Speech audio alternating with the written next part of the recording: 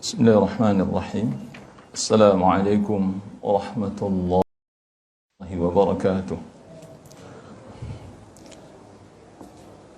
Alhamdulillahi rabbil alamin, wal 'aqibatu lil muttaqin, fala 'udwana illa 'alal zalimin. Ashhadu an la ilaha illallah wahdahu la sharika lah, wa ashhadu anna Muhammadan 'abduhu wa rasuluh, sallallahu alaihi wa ala alihi wa ashabihi wa man tabi'ahum bi ihsanin ila yaumiddin. Ya ayyuhalladzina amanu taqullaha haqqa tuqatih wa la tamutunna illa wa antum muslimun. Ya ayyuhan nasu ittaqu rabbakum alladzi khalaqakum min nafsin wahidah wa khalaqa minha zawjaha wa batha minhuma rijalan katsiran wa nisaa'a wattaqullaha alladzi tasaaluna bihi wal arham innallaha kana 'alaykum raqiba. Ya ayyuhalladzina amanu ittaqullaha wa qulu qawlan sadida yuslih lakum a'malakum wa yaghfir lakum dhunubakum wa may yuti'illaha wa rasulahu faqad faza fawzan 'azima. Amma ba'd. Kaum muslimin, bapak-bapak, ibu-ibu yang dirahmati Allah Subhanahu wa taala. Alhamdulillah, kita memuji Allah Subhanahu wa taala atas nikmat yang Allah berikan kepada kita. Sampai detik ini Allah Subhanahu wa taala masih berkenan memilih kita di antara hamba yang diberikan taufik mampu menunaikan kewajiban kita sebagaimana yang dicontohkan oleh Nabi kita yang mulia Nabi Muhammad sallallahu alaihi wasallam, yakni menunaikan ibadah salat 5 waktu, khususnya saat indah salat zuhur di awal waktu di rumahnya yang mulia ini dilakukan secara berjamaah. Inilah sunnah di antara sunnah terbesar yang ditinggalkan oleh Nabi sallallahu alaihi wasallam. Dan inilah di antara tanda yang paling besar dari tanda benarnya keimanan seorang muslim. Saya ulangi, Bapak Ibu rahmati Allah, ini di antara tanda terbesar, di antara tanda benarnya keimanan seorang muslim.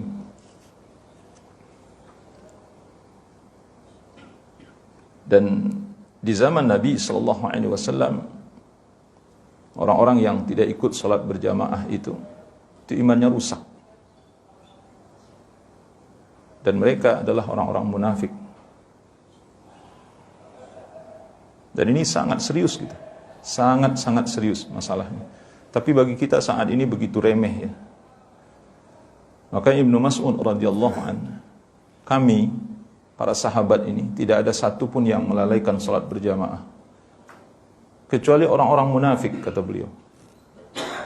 Jadi yang gemar lalai salatnya, tidak ikut salat berjamaah, mengulur-ulur waktu. Di zaman Nabi dan di zaman para sahabat itu mereka orang-orang munafik. Dan salah satu ciri terbesar orang-orang munafik itu lalai dalam salatnya. Bapak Ibu rahmat, ini penting untuk kita tanamkan dalam hati kita, dan ini prinsip kita sebagai seorang mukmin. Oleh karena itu kita patut bersyukur kepada Allah Subhanahu wa taala ketika Allah berikan taufik, kekuatan di dalam hati kita untuk menunaikan ibadah ini sesuai dengan petunjuk yang telah ditinggalkan oleh Nabi sallallahu alaihi wasallam dan para sahabat radhiyallahu anhum ajma'in. Salam dan salam untuk Nabi kita Muhammad sallallahu alaihi wasallam, semoga senantiasa tercurah untuk beliau, keluarga beliau, para sahabat radhiyallahu anhum ajma'in. Baiklah Bapak Ibu yang dirahmati Allah, pada kesempatan ini kita akan melanjutkan pembahasan kita, yakni kewajiban bagi kita mengikuti cara beragama atau jejak langkah dari para sahabat radhiyallahu anhum ajma'in. Kita sudah membahas ayat-ayat Allah dan hadis-hadis Nabi sallallahu alaihi wasallam terkait dengan hal ini. Sebelum kita melanjutkan, ini poin C, yakni dalil-dalil yang dikemukakan oleh para ulama, baik dari kalangan sahabat maupun kalangan tabi'in dan tabi'ut tabi'in, bagaimana kita wajib mengikuti para sahabat radhiyallahu anhum ajma'in di dalam beragama ini. Saya ingin sampaikan bahwa kesadaran akan kualitas beragama itu muncul ketika kita diberikan oleh Allah sedikit pengetahuannya. Kesadaran bahwa kita beragama ini harus mementingkan kualitas, harus mengedepankan kualitas. Jadi tidak asal beribadah, karena tak dipungkiri bahwa sebahagian dari kita yang penting kan saya yang penting sudah seorang muslim, saya beramal sebagaimana yang diperintahkan. Kalau menurut saya ini mah sudah cukuplah gitu. Nah, ini artinya dia tidak berpikir apakah ibadah yang dia lakukan, apakah cara beragama dia yang sudah dia jalani sekian tahun itu benar atau tidak. Jadi enggak terfikir ke arah sana gitu. Padahal setiap muslim harus berfikir. Karena tidak otomatis setiap kita menjadi muslim kemudian jadi muslim yang benar. Belum tentu. Tidak otomatis ya. Ketika kita menjadi muslim, terus apapun yang terjadi setelah itu semuanya benar. Belum tentu. Ini sangat bergantung sejauh mana kepedulian kita dalam rangka memperbaiki keislaman kita setiap saat. Setiap saat kita harus memikirkan bagaimana akidah saya ini sudah benar atau belum, sudah mengikuti apa yang menjadi petunjuk oleh Rasulullah SAW dan para sahabat atau belum. Bagaimana dengan ibadah saya ini sudah benar apa belum. Nah, ini kan berfikir tentang kualitas. Jadi tidak hanya sekedar mempersembahkan ibadah kepada Allah Subhanahu wa taala, tapi yang kita fikirkan kualitas sebenarnya. Dan ini penting. Tak ubahnya seperti pekerjaan harian yang kita lakukan. Bapak dan Ibu rahmati Allah bergelut dengan pekerjaan ini. Saya kira tidak ada yang asal bekerja ya. Yang penting kan saya sudah bekerja. Saya sudah menjalankan kewajiban saya, sudah selesai. Tugas saya cuma itu. Lah, ini terlalu rendah cara berpikir seperti ini. Seseorang yang menginginkan kualitas, yang menginginkan hasil output yang baik, pasti dia memikirkan bagaimana dia melakukan pekerjaan ini sebaik mungkin, ya, kualitas seapik mungkin, setinggi mungkin, akhirnya mendapatkan output yang baik, insya Allah. Dan itu sunnatullah sebenarnya. Orang mengerjakan sesuatu yang baik akan mendapatkan hasil yang baik, itu sunnatullah. Tapi orang yang mengerjakan sesuatu tidak memperhitungkan masalah kualitas, maka dia akan menerima hasil apa adanya sebagaimana dia melakukan tugas itu. Bapak Ibu rahmati Allah Subhanahu wa taala. Maka dalam kita beragama sebenarnya jauh lebih penting untuk memperhatikan masalah kualitas dibandingkan dengan pekerjaan dunia kita. Pekerjaan dunia ini, Bapak Ibu rahmati Allah, konsekuensinya ringan sebenarnya. Urusan dunia itu konsekuensinya sangat ringan dan rendah sebenarnya. Tapi kalau dalam masalah agama, ini konsekuensinya sangat berat, karena kita akan bertanggung jawab ke hadapan Allah Subhanahu wa taala. Kita akan bertanggung jawab kepada Allah Subhanahu wa taala dari apa yang kita lakukan. Oleh karenanya kita diingatkan di dalam pembahasan akidah ya, bahwa di antara pengetahuan dasar yang harus ada pada diri kita sebagai seorang mukmin itu adalah bahwa kita tidak boleh keluar dari jalur yang telah ditetapkan oleh Rasulullah SAW dan para sahabat. Dan jalur ini atau jalan ini adalah jalan satu-satunya yang wajib kita ikuti. Tidak boleh kita keluar dari jalur itu, dari jalan ini. Inilah yang kita jelaskan dari awal. Ada ayat-ayat dan hadis-hadis Nabi SAW. Nah, kemudian pada kesempatan ini kita akan sampaikan beberapa asar. Asar adalah perkataan, perbuatan, dan ketetapan para sahabat. Ini yang populer ya. Jadi asar itu bedanya nanti dengan hadis. Kalau hadis ma udhifa ila Nabi sallallahu alaihi wasallam qawlan atau fi'lan atau taqriran. Hadis adalah apa yang disandarkan kepada Nabi berupa perkataan, perbuatan, dan ketetapan. Itu hadis. Adapun athar, apa yang disandarkan kepada para sahabat berupa perkataan, perbuatan, dan ketetapan mereka. Ini disebut dengan athar. Di antara athar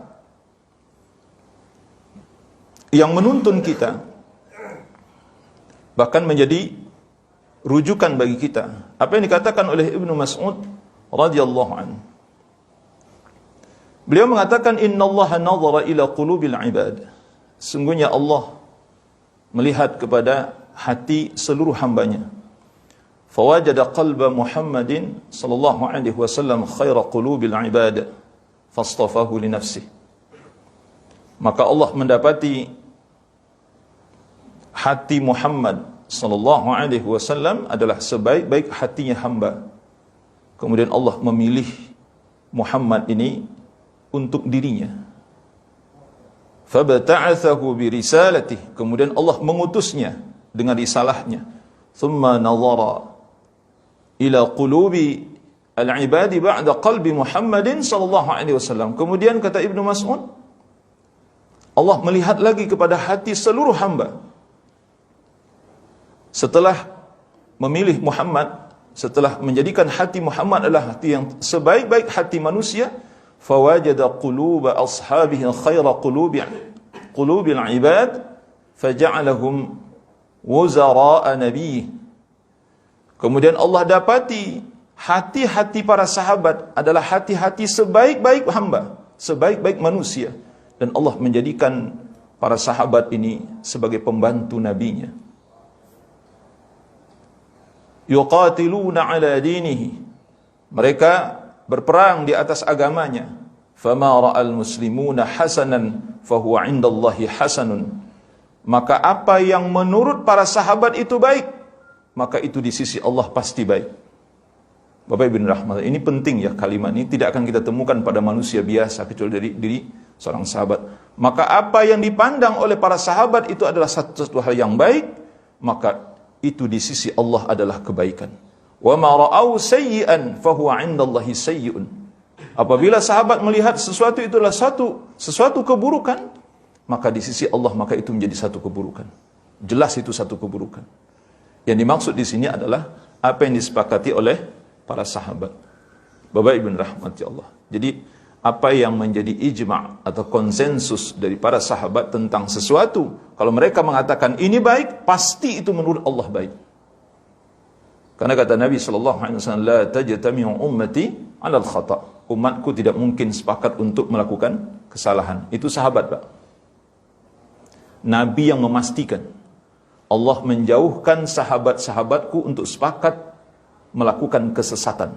Hadis sahih dari Nabi SAW. Mungkin berbeda dengan kita kan. Kalau kita mungkin nggak sepakat untuk salah. Mungkin atau tidak lah. Subhanallah ya. Kita harus jujur aja. Kita lihat aja apa yang terjadi hari ini. Banyak orang yang sepakat untuk salah, untuk sesat. Tapi tidak dengan para sahabat radhiyallahu anhum ajmain. Maka dalam masalah akidah, dalam pembahasan kita sebelumnya, mungkin Bapak Ibu rahmati Allah udah lupa ya, saya ingatkan kembali. Dalil ketiga di dalam masalah akidah setelah Al-Quran, Sunnah Rasulullah SAW, kemudian yang ketiga apa? Konsensus atau kesepakatan para sahabat radhiyallahu anhum. Karena itu ma'sum. Bapak Ibu rahmati Allah, ma'sum. Kesepakatan para sahabat ma'sum, sama seperti hadis Nabi SAW. Karena sahabat tidak mungkin sepakat untuk sesat dan salah. Tidak mungkin. Itu dijamin oleh Nabi SAW. Kenapa? Karena hati mereka sebaik-baik hati manusia. Oleh karena itu kata Nabi SAW, kata Ibnu Mas'ud radhiyallahu anhu, apa yang dipandang oleh para sahabat itu merupakan satu kebaikan, maka pasti di sisi Allah itu baik. Kalau mereka melihat atau memandang sesuatu itu adalah satu keburukan, maka di sisi Allah itu pasti keburukan. Oleh karena itu, wajib bagi kita mengikuti para sahabat. Beliau juga mengatakan, man kana minkum muta'assiyan falyata'assa bi ashabi Rasulillah sallallahu alaihi wasallam. Barang siapa dari kalian ingin mencari teladan, maka teladanilah para sahabat Rasulullah sallallahu alaihi wasallam, fa innahum kanu abarra hadhihi al-ummah quluban. Karena sesungguhnya mereka adalah sebaik-baik umat, sebaik-baik umat yang memiliki hati. Sebaik-baik hati dari umat Rasulullah sallallahu alaihi wasallam. Wa amaqa ilman. Karena mereka adalah yang paling mendalam dari segi ilmu. Maksudnya paling paham tentang agama. Wa aqallaha takallufan. Dan paling sedikit beban mereka, maksudnya dosa mereka paling sedikit. Umat Nabi sallallahu alaihi wasallam yang paling sedikit dosanya, yang paling sedikit kesalahannya, kekeliruannya adalah para sahabat radhiyallahu anhum ajmain. Wa aqwamaha hadiyan. Paling kuat dan paling lurus hidayah yang dimiliki oleh mereka. Kenapa? Karena hidayah yang didapat oleh para sahabat itu langsung dari Nabi sallallahu alaihi wasallam tanpa perantara. Enggak ada perantara, Pak. Oleh karena itu keimanan para sahabat, hidayah yang ada di dalam hati para sahabat tidak boleh kita ragukan. Makanya di dalam ilmu hadis nanti kita kenal ada istilah apa?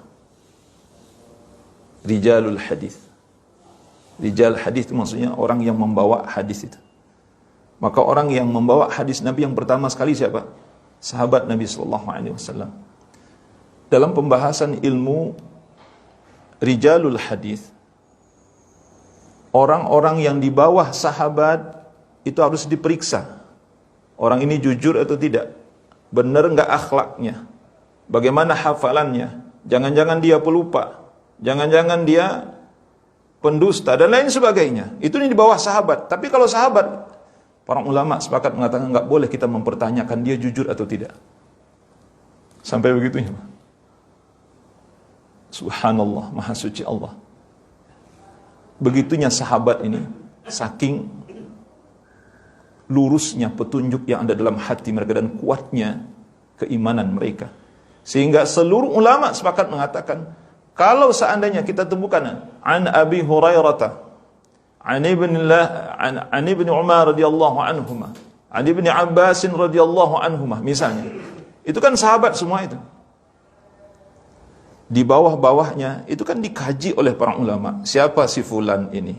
Siapa ayahnya? Siapa anaknya? Dia bergaul dengan siapa? Akhlaknya bagaimana? Agamanya bagaimana? Dia jujur atau tidak? Jangan-jangan dia pelupa atau dia pendusta atau dia zindik dan lain sebagainya. Itu yang bawa hadis itu, Pak. Tetapi untuk para sahabat jangan sekali-sekali kita bertanya, kenapa? Karena para ulama, khususnya dalam hal ini adalah ulama-ulama hadis, itu mereka mengatakan mereka adalah sebaik-baik manusia, selurus-lurusnya hidayah dalam hati mereka dan sekuat-kuatnya iman mereka, sehingga mereka tidak mungkin berdusta. Itu sahabat. Wa ahsanaha halan, keadaan mereka adalah keadaan yang paling baik. Qaumun ikhtarahumullahu li suhbati nabiyhi sallallahu alaihi wasallam wa li iqamati dinihi. Mereka adalah kaum yang dipilih oleh Allah Subhanahu wa taala untuk menemani nabinya dan menegakkan agamanya. Fa'tarifu lahum fadlahum. Oleh karena itu, ketahuilah oleh kalian keutamaan mereka. Wattabi'uhum fi atharihim, dan ikutilah jejak langkah mereka. Fa innahum kanu 'alal huda al-mustaqim. Karena sungguhnya mereka berada di atas petunjuk yang lurus. Karena sungguhnya mereka berada di atas petunjuk yang lurus, di atas agama yang lurus, di atas jalan yang lurus. Itu yang disebut dengan sirata al-mustaqim, yang kita baca setiap kali di dalam salat itu, Pak. Ihdinas siratal mustaqim, siratal ladzina an'amta 'alaihim ghairil maghdubi 'alaihim waladdallin. Siratal ladzina an'amta 'alaihim, itu maksudnya adalah jalan yang Allah berikan kepada para sahabat. setelah kepada Nabi tentunya. Bapak dan Ibu yang dirahmati Allah Subhanahu wa taala. Ini di antara dalil di mana kita wajib mengikuti cara beragamanya para sahabat radhiyallahu anhum ajma'in. Kemudian Imam Al-Auza'i rahimahullahu taala. Imam Al-Auza'i, beliau murid dari para sahabat, diwafatkan oleh Allah pada tahun 157 Hijriah. Isbir nafsaka 'ala sunnah wa qif haitsu waqafa al-qaum wa qul bima qalu wa kuffa 'amma kuffu 'anhu wasluk sabila salafika as-salih fa innahu yas'uka ma wasi'ahum. Bersabarlah engkau di atas sunnah. Bersabarlah engkau di atas sunnah. Tetaplah tegak sebagaimana para sahabat tegak di atasnya. Katakanlah sebagaimana yang telah mereka katakan. Tahanlah dirimu dari apa-apa yang mereka menahan diri darinya. Dan ikutilah jejak salafus salih, karena akan mencukupimu apa yang mencukupi bagi mereka. Bapak Ibu rahmati Allah Subhanahu wa taala. Ya Allah, ini kalimatnya luar biasa nih, karena memang ini asuhan sahabat, Pak. Seorang ulama dari kalangan tabi'in, asuhan dari sahabat langsung. Jadi mereka merasakan bagaimana nikmatnya beragama, lurusnya hidayah yang diterima dari para sahabat radhiyallahu anhum ajma'in. Sehingga mereka menasihati kita, bersabarlah engkau di atas sunnah. Tetaplah tegak sebagaimana para sahabat tegak di atasnya. Ini kan perintah ya, perintah. Kenapa? Karena kalau sesuatu itu tidak dianggap penting, nggak perlu disuruh gitu. Paling ngomong biasa aja gitu. Ya kalau mau ambil silahkan ambil, kalau enggak ya nggak apa-apa gitu maksudnya. Tapi karena ini sangat penting, maka ada perintah di sana. Tegaklah engkau sebagaimana para sahabat tegak di atasnya, di atas sunnah Nabi sallallahu alaihi wasallam. Jadi kita disuruh berdiri sebagaimana para sahabat berdiri di atas sunnah yang mulia ini. Wa qul bima qalu, dan berkatalah engkau sebagaimana sahabat berkata. Maksudnya apa? Ini tentang agama maksudnya. Ya kalau tentang dunia mah terserah kita. Maksudnya tentang agama. Kalau kamu ngomong masalah agama ini, maka ngomonglah engkau seperti para sahabat berbicara. Bagaimana sahabat berbicara tentang agama ini, maka ikutlah cara mereka berbicara, membicarakan tentang agama. Dan tahanlah wa kuffa amma kuffu anhu. Tahanlah dirimu dari apa-apa yang mereka menahan diri darinya. Artinya jangan lakukan sesuatu yang mereka tidak melakukannya. Jadi kalau mereka enggak ngelangkah, jangan langkah, itu maksudnya. Kalau mereka misalnya diam berdirinya, sudah kita ikut diam saja. Kalau mereka tidak bertanya kepada Nabi SAW, kita diam juga, jangan nanya juga, gitu maksudnya. Maksudnya nanti terkait dengan masalah akidah ini, hubungannya dengan apa, Bapak Ibu? Asma was sifat misalnya. Nanti kalau kita membahas masalah akidah, asma wa sifat, nama-nama dan sifat-sifat Allah, maka ada sesuatu yang menggelitik dalam hati kita, ingin bertanya. Nah, kalau seandainya para sahabat tidak bertanya tentang ini, jangan nanya gitu maksudnya. Kita jangan nanya. Justru kalau kita nanya nanti, itu menjadi suatu hal yang menyimpang. Dan itu salah satu yang memicu penyimpangan dan kesesatan. Jadi pertanyaan kita yang ngeyel ini, ya, itu justru nanti akan membuat kita menjadi sesat. Makanya para sahabat dalam masalah akidah ini, Bapak Ibu rahmati Allah Subhanahu wa taala, tidak banyak tanya. Enggak banyak tanya. Hampir tidak ada sahabat yang bertanya kepada Nabi kapan datangnya hari kiamat. Itu yang nanya siapa? Orang Arab Badui, Pak. Yang nanya kapan datang hari kiamat itu orang Arab Badui. Ya dikatakan mereka jarang-jarang hadir ke majlis Nabi sallallahu alaihi wasallam. Yang sahabat radhiyallahu anhum ajma'in, yang setiap saat hadir di majlis Nabi sallallahu alaihi wasallam, mereka sudah paham dari awal Nabi pasti tidak tahu kapan kiamat terjadi. Makanya sahabat enggak ada yang nanya. Tiba-tiba orang Arab Badui sekali-sekali datang ke majlisnya. Ya Rasulullah, mata sa'ah? Ya Rasulullah, kapan terjadi hari kiamat? Tapi sahabat juga senang mendengarnya gitu. Ada juga yang nanya katanya. Apa jawab Nabi? Nabi mengatakan, ma'adadta laha. Nabi tidak langsung mengatakan aku tidak tahu. Tapi berbeda halnya ketika pelajaran diberikan oleh Nabi, oleh Jibril alaihissalam kepada Nabi sallallahu alaihi wasallam, akhbirni 'anis sa'ah.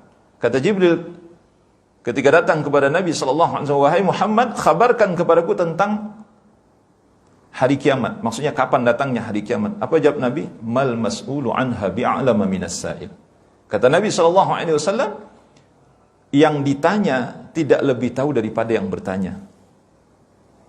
Artinya Nabi ingin mengatakan bahwa kita sama-sama tidak tahu. Kita sama-sama tidak tahu. Tapi terhadap orang Arab Badui itu Nabi mengatakan, ma'adadta laha. Apa persiapan yang sudah engkau lakukan untuk menghadapi hari kiamat itu? Bapak dan Ibu rahmati Allah Subhanahu. Intinya ingin saya sampaikan bahwa para sahabat radhiyallahu anhum ajma'in, khusus dalam masalah akidah, mereka banyak tawakuf, banyak diam. Gak banyak nanya, apapun yang dijelaskan oleh Nabi, ya udah terima saja semua. Apalagi terkait dengan nama-nama dan sifat-sifat Allah Subhanahu wa taala, apalagi terkait dengan zatnya Allah Subhanahu wa taala dan af'alnya Allah. Mereka tawakuf, ya udah diam saja. Kalau sahabat diam, maka kamu diam. Diamlah engkau sebagaimana sahabat diam. Maksudnya ini terkait dengan masalah-masalah agamanya. Wasluk sabila salafikas salih. Ikutilah jalan salafus salih. Fa innahu yasa'uka ma wasi'ahum. Karena sesungguhnya itu mencukupimu apa saja yang telah mencukupi mereka.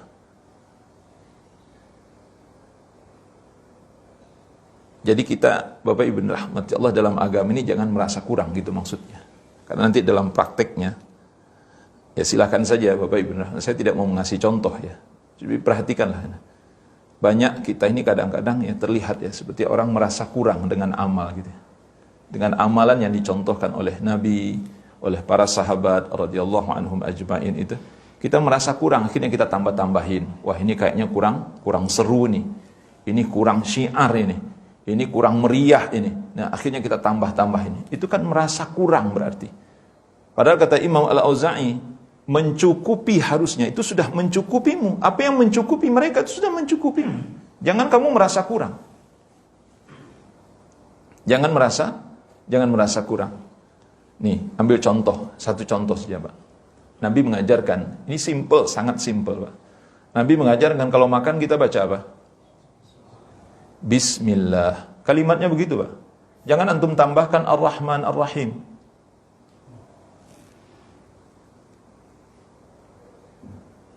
Paham Bapak Ibu rahmatullah? Itu maksudnya. Ini satu contoh saja ya. Lah, bukankah ini baik? Nah, itu dia, itu yang dikatakan. Jadi kalau Nabi baca bismillah, ya sudah kita baca bismillah saja. Jangan tambah bismillahirrahmanirrahim. Kalau kita mau masuk rumah baca apa? Bismillah.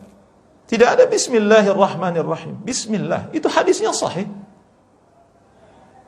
Nah kalau gitu kurang loh nak. Ini dia nggak boleh. Nah itu yang saya katakan dari awal. Kita harus merasa cukup dengan apa yang para sahabat merasa cukup dengan apa yang ditinggalkan oleh Nabi SAW. Mereka mengamalkan agama apa adanya.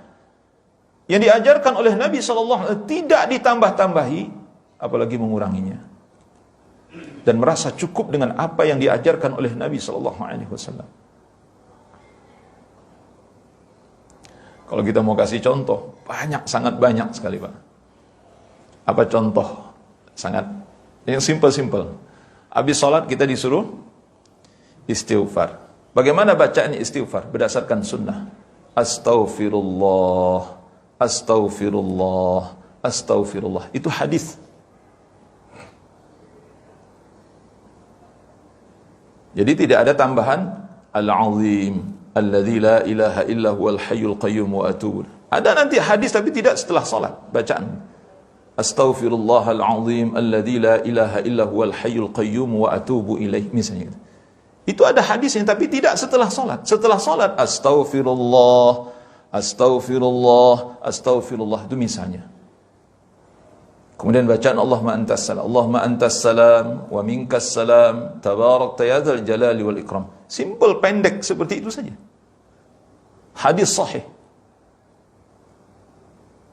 Nanti ada tambahan, fahayyina rabbana bis salam wa ilaika ya'udu salam. Nanti mungkin ada lain tempatnya. Kalau kita Bapak Ibu rahmati Allah, ketika lihat Ka'bah apa doanya? Ketika kita melihat Ka'bah apa doanya? Pas kita datang ke Tanah Haram, kita lihat Ka'bah. Apa doanya? Lupa. Allahumma antas salam wa minkas salam fahayyina rabbana bis salam. Itu memang ada hadisnya, ada hadis sahih. Ada riwayatnya, ada asarnya tentang hal itu. Bapak Ibu rahmati Allah Subhanahu. Tapi ba'da salah bacaannya Allahumma antas salam wa minkas salam tabarakta ya dzal jalali wal ikram. Ini satu contoh saja. Maka kita harus mencukupkan diri dengan apa yang para sahabat mencukupkan diri dengannya.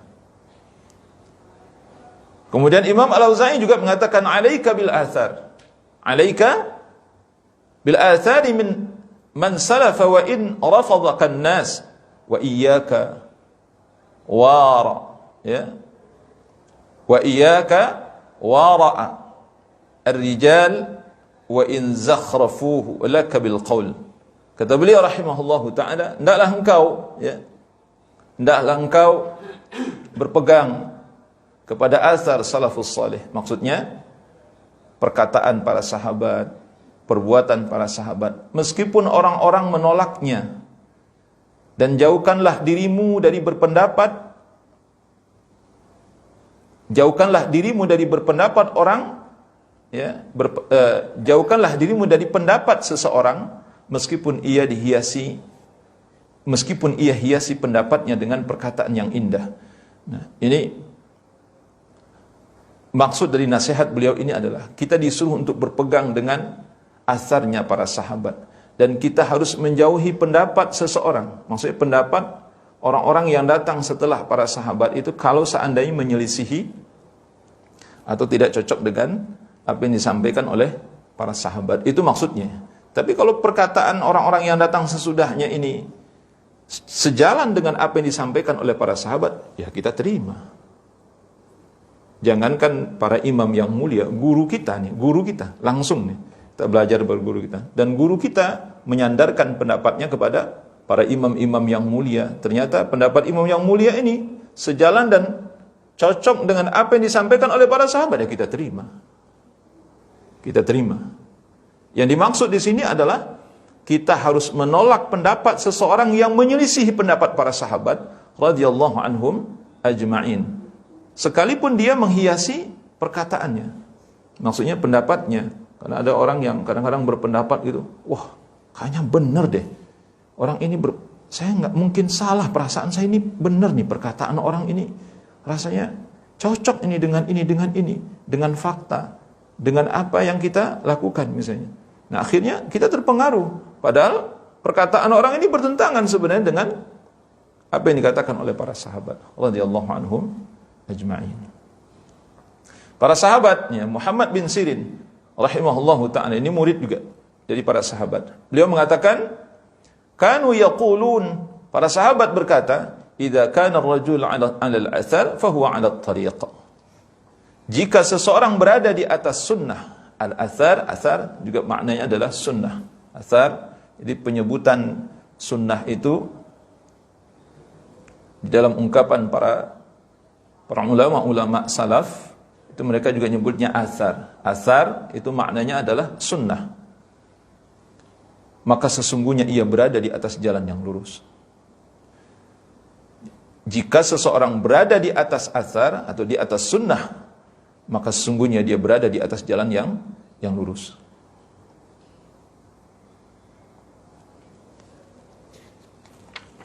Bapak dan Ibu rahmati Allah Subhanahu wa taala,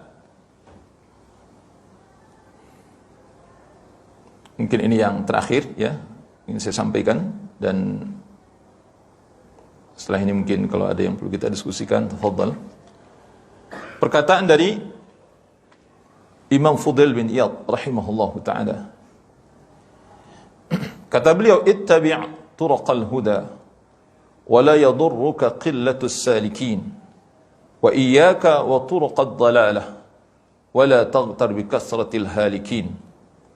Ikutilah jalan-jalan petunjuk, ikutilah jalan-jalan sunnah yang dibawa oleh para sahabat. Tidak membahayakanmu sedikitnya orang yang menempuh jalan tersebut.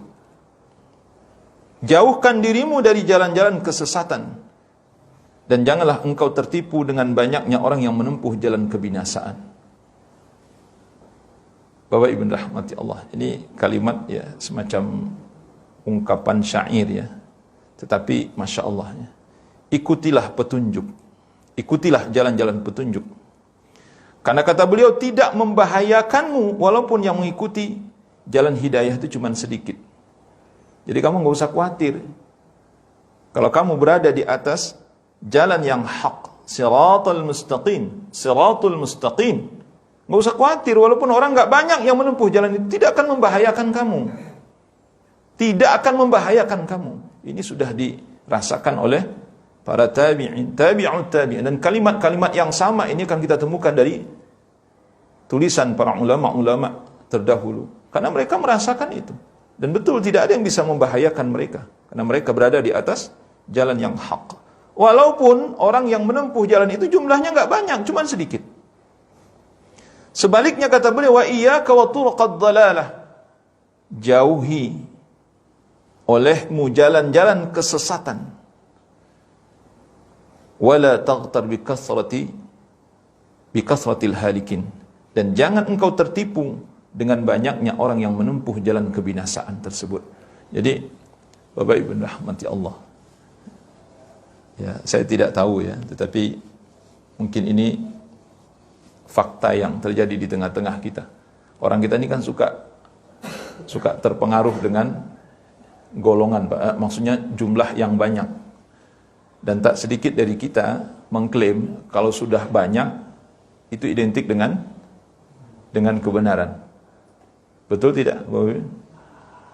Biasanya ini kita kalau udah melihat orang banyak sekali di situ, ini banyak pengikutnya, yang sini sedikit pengikutnya. Nah, ini menurut logika kita. Dan apa yang terjadi hari ini, Bapak Ibu rahmati, yang benar yang mana? Yang banyak pengikutnya atau yang sedikit pengikutnya? Yang banyak pengikutnya kan? Itu fakta. Faktanya begitu. Enggak mungkin, ini paling banyak pengikutnya, banyak sekali umat berduyun-duyun mengikuti ini. Enggak mungkin ini salah. Itu pikiran kita. Kalau untuk menilai makanan itu mungkin bisa, Pak. Warung bakso sebelah sini banyak sekali pelanggannya. Ini bakso sebelah sini kok cuma 1-2 orang gitu. Kalau Bapak katakan, wah ini pasti enak di bakso sini, itu benar itu, nggak mungkin salah itu.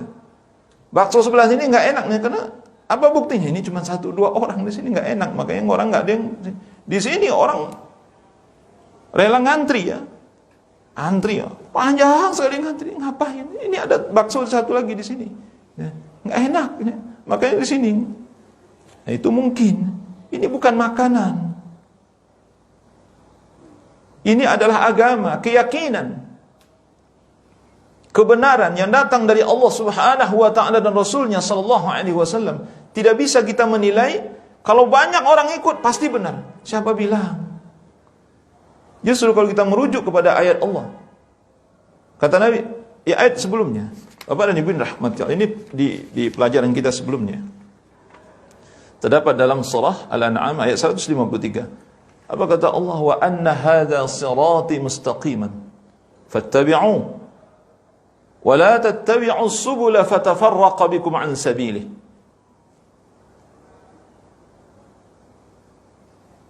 Inilah jalanku yang lurus, kata Allah. Ikutilah jalanku ini. Dan jangan kamu mengikuti jalan-jalan yang banyak.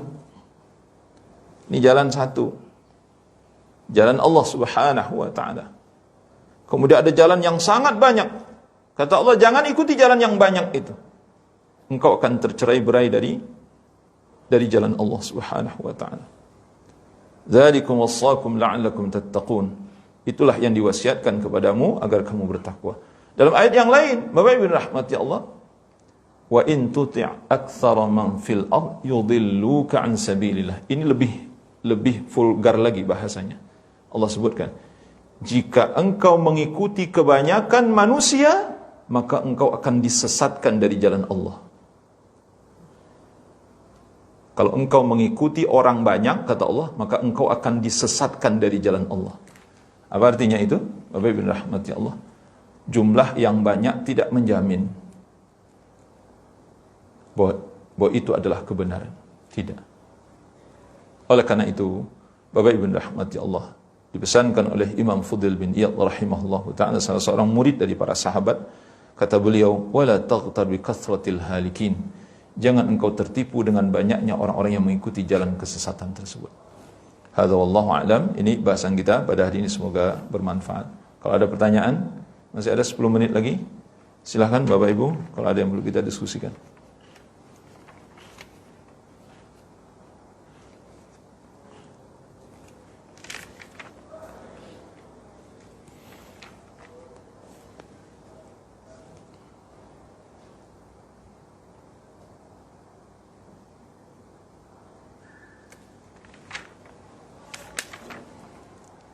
Alhamdulillah, kalau tidak ada, ya.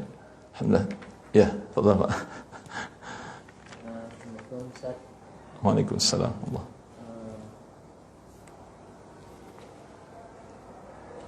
Yang terkait tadi Ustaz, yang mengikuti kebanyakan manusia maka engkau akan disesatkan dari jalan Allah, itu hanya khusus untuk masalah akidah saja atau semua masalah Ustaz? Itu khusus ya. Itu khusus dalam masalah agama maksudnya. Khusus dalam masalah agama. Dalam hal ini dalam masalah akidah, dalam masalah ibadah, dalam masalah hukum muamalah, masalah halal haram gitu. Kecenderungan nafsu manusia itu cenderung halal atau cenderung haram? Cenderung yang haram gitu. Makanya Nabi sebutkan di dalam satu hadisnya. Jadi Allah memagari yang haram-haram itu, ya, dengan apa? Dengan sesuatu yang enak-enak. Allah memagari sesuatu yang haram-haram itu, atau sesuatu yang dilarang oleh Allah itu dikitari oleh sesuatu yang lezat-lezat, yang enak-enak gitu. Apa yang disenangi oleh hawa nafsu itu maksudnya gitu. Nah, sehingga kecenderungan nafsu manusia itu akan mengatakan bahwa yang enak itu yang haram gitu. Yang enak itu yang haram. Yang mengatakan yang enak, yang halal itu bukan hawa nafsu sebenarnya. Itu adalah keimanan yang ada dalam hati kita.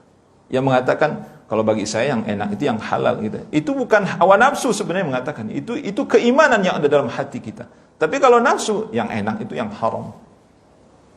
Nah, oleh karena itu kebanyakan manusia yang mengikuti hawa nafsu mereka berbicara masalah agama itu akan menyimpang dari jalan yang hak. Oleh karena itu Allah Subhanahu wa ta'ala mengingatkan, wa in tuti', jika engkau ikuti, patuhi, aktsara man fil ard, kebanyakan manusia di muka bumi ini, kata Allah, yudhilluka an sabilillah, maka mereka akan menyesatkan engkau dari jalan Allah. Jadi itu maksudnya adalah dalam masalah akidah, dalam masalah ibadah, dalam masalah hukum-hukum mendasar dari masalah akhlak dan muamalah di dalam Islam. Tapi kalau dalam masalah dunia, Bapak dan Ibu rahmati Allah Subhanahu wa ta'ala, tidak mengapa kita mengikuti orang-orang di luar Islam sekalipun. Justru kita jujur ya mengatakan kita dalam masalah dunia ini kalau nggak ngikutin orang di luar Islam nggak maju-maju kita, Pak. Untuk masalah dunia jangan sombong ya. Jangan masalah dunia. Oh, saya mah nggak mau ngikutin orang-orang Barat Eropa, nggak maju kita. Justru kemajuan teknologi dan sebagainya itu justru mereka yang nemuin gitu, bukan kita gitu. Dan kita tidak berbicara masalah dunia. Kalau masalah dunia, itu tidak melihat siapapun manusianya. Selama itu manfaat buat diri kita, masalah dunia, ya, maka kita boleh mengikuti mereka. Apapun keyakinan mereka. Yahudi, Nasrani, Buddha, Hindu, dan lain sebagainya. Ada kebaikan dalam masalah dunia. Ada faedah, manfaat untuk diri kita. Ada kemaslahatan untuk dunia. Boleh kita tiru. Walaupun itu bukan Muslim. Tapi dalam masalah agama, masalah akidah, ini yang dimaksud. Masalah akidah, di dalam masalah ibadah, kita wajib menentukan siapa orang yang kita ikuti. Sejak dari awal. Jadi kalau memang betul-betul ingin kita benar dalam beragama, dan ini menjadi akidah, menjadi keyakinan bagi setiap muslim harusnya. Sebagaimana Anda sampaikan sebelumnya, bahwa ini sebenarnya harus kita pelajari sebelum kita mempelajari yang lain-lain. Makanya di pondok pesantren, Pak, sebenarnya dipelajari ini ya. Anak-anak kita di pondok pesantren ini dipelajari gitu. Kewajiban bagi kita untuk mengikuti jejak langkah salafus saleh, para sahabat radhiyallahu anhum ajma'in. Allahu a'lam bissawab.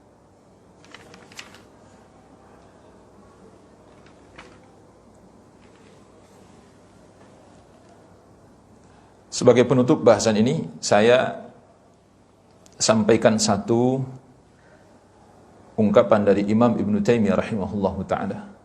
Nah, ini tidak bisa disebut athar secara khusus. Kenapa? Karena Ibn Taimiyah hidup di abad ke-7. Ya, di abad ke-8, di abad ke-7 beliau. Imam Ibn Taimiyah rahimahullahu ta'ala mengatakan, barang siapa yang berpaling dari mazhabnya sahabat dan tabi'in dan penafsiran mereka.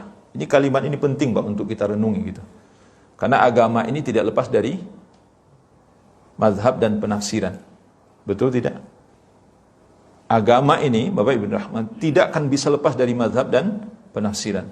Maka oleh karena itu beliau mengatakan, barang siapa yang berpaling dari mazhabnya para sahabat dan tabi'in serta penafsiran mereka, maka ia telah keliru dan disebut dengan ahlul bid'ah.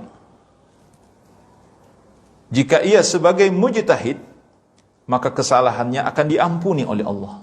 Jadi kalau ada seseorang yang berpendapat berbeda dari pendapat para sahabat, berbeda dari penafsiran para sahabat, dia seorang mujtahid, maka kata Nabi SAW, dosanya akan diampuni oleh Allah. Bahkan dia akan mendapatkan pahala, satu pahala. Ya, dapat satu pahala. Maka kesalahannya akan diampuni oleh Allah. Jika kita mengetahui bahwa Al-Quran telah dibaca oleh para sahabat dan tabi'in, dan yang mengikuti mereka,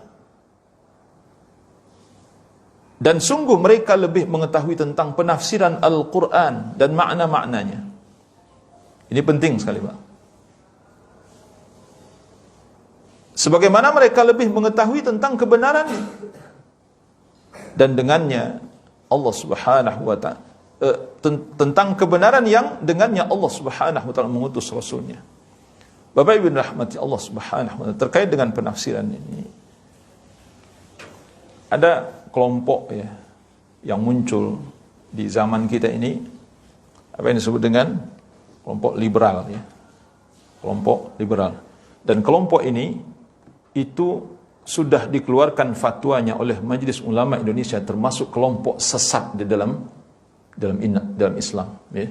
Oleh karena itu Bapak Ibu rahmati Allah, hindarilah kelompok ini, dan memang tidak pantas disebut kelompok yang mendapat hidayah, karena kesesatan yang begitu banyak. Salah satu di antaranya, mereka mengatakan kita berhak menafsirkan Al-Quran sebagaimana para sahabat, para tabi'in, dan ulama-ulama yang memiliki kapabilitas untuk menafsirkan Al-Quran.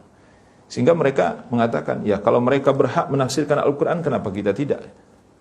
Subhanallah, Maha Suci Allah. Bapak dan Ibu rahmati Allah, untuk menafsirkan Al-Quran itu haruslah memiliki syarat-syarat yang sangat banyak dan kompleks. Ketat sekali seleksinya. Siapa seseorang yang berhak untuk menafsirkan Al-Quran Karim. Nah, mereka mengatakan, jadi kita ini ya, termasuk yang nggak ngerti bahasa Arab, ya, yang nggak hafal Al-Quran. Kalau kita ingin menafsirkan Al-Quran, ya boleh-boleh saja. Allahu Akbar. Bapak Ibu rahmati Allah. Nah, inilah bentuk kesesatan yang terjadi di zaman kita hari ini, dan ada golongan-golongan yang model begini. Kalau kita ya mengikuti hawa nafsu, kita akan mengamini, akan mengiyakan apa yang dikatakan oleh oh iya ya, kenapa mereka berhak, kita tidak berhak, ya kan?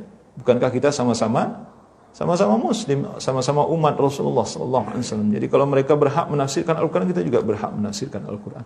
Tidak seperti itu. Kaidahnya untuk menafsirkan Al-Qur'an ini wajib bagi seseorang, yang pertama tentu dia harus menguasai Al-Qur'an, baik itu secara teks maupun makna secara mendalam. Yang kedua, dia wajib menguasai bahasa Arab sampai ke akar-akarnya, disebutkan. Kemudian menguasai ilmu-ilmu yang menunjang dari seluruh ilmu yang ada, seperti ilmu usul fikih, ilmu tentang hadis, ilmu tentang jadi ulumul Quran dan lain sebagainya. Semua ilmu itu peralatan sudah sangat lengkap, baru kemudian dia boleh menafsirkan Al-Quran. Itu disebutkan oleh para ulama. Sehingga yang kita temui di dalam tulisan-tulisan para ulama yang menafsirkan Al-Quran adalah orang-orang yang betul-betul memiliki kompetensi yang sangat tinggi, seperti Imam At-Tabari, Imam Al-Qurtubi, ya. Kemudian ada Imam Ibn Katsir rahimahumullah. Ini yang sangat populer saja, dan masih banyak lagi imam-imam yang, dan rata-rata mereka adalah imam-imam hadis. Mereka menguasai ratusan ribu hadis, menguasai hadis-hadis Nabi sampai ke sanad-sanadnya, bukan hanya matannya, tapi sanad-sanadnya dikuasai oleh mereka. Baru kemudian mereka menafsirkan Al-Quran. Karena tidak ada yang mengetahui tentang Al-Quran kecuali Rasulullah SAW. Oleh karena itu mereka menguasai hadis Nabi, baru kemudian menafsirkan Al-Quran. Kita hafal hadis saja enggak, Al-Quran pun enggak hafal, tapi ingin menafsirkan Al-Quran. Ini merusaknya.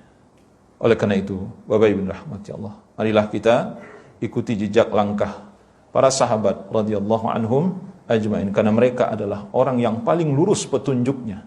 Hidayah yang ada dalam hati mereka adalah selurus-lurusnya hidayah. Oleh karenanya kita tidak boleh keluar dari hidayah yang dibawa oleh mereka. Semoga apa yang kita sampaikan bermanfaat insyaallah, dan semoga Allah Subhanahu wa taala berikan kita kekuatan untuk mengikuti jejak langkah para sahabat radhiyallahu anhum ajma'in. Wassallallahu wasallama wa baraka ala nabiyyina Muhammad wa ala alihi wa sahbihi wa sallama tasliman katsira. Subhanakallahumma wa bihamdika asyhadu an la ilaha illa anta astaghfiruka wa atubu ilaik. Assalamu alaikum warahmatullahi wabarakatuh.